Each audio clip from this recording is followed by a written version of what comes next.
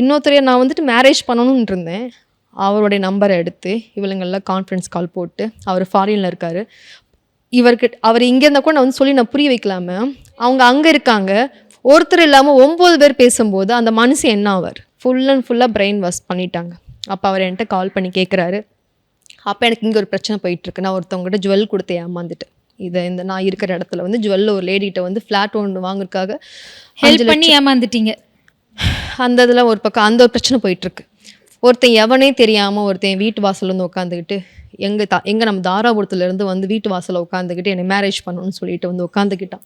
அவனுக்கு என் நம்பர் எப்படி கொடுத்துருக்காங்கன்னா, இந்த பார்ட்னர்ஷிப்பில் இருந்த லேடி அவங்கக்கிட்ட இப்போ வந்து வெப்சைட்டில் வந்து நம்மளோட வெப்சைட்டில் இப்போ நீங்கள் வந்து ஜெகாவேஷ் பொட்டிக்னு போட்டிங்கன்னா அவங்க லொக்கேஷன் காட்டும். நான் வந்து என் வீட்டில் வச்சு பண்ண கிடையாது, அவங்க வீட்டை வச்சு தான் நான் ப்ரமோஷன் பண்ணிகிட்டு இருந்தேன். அந்த வீடியோஸ்லாம் பண்ணிகிட்டு இருக்கும்போது அந்த ஒரு லொக்கேஷனுக்கு அந்த ஆள் போயிருக்கான். புரட்சி தமிழரின் எழுச்சி பயணம். மக்களை காப்போம், தமிழகத்தை மீட்போம்.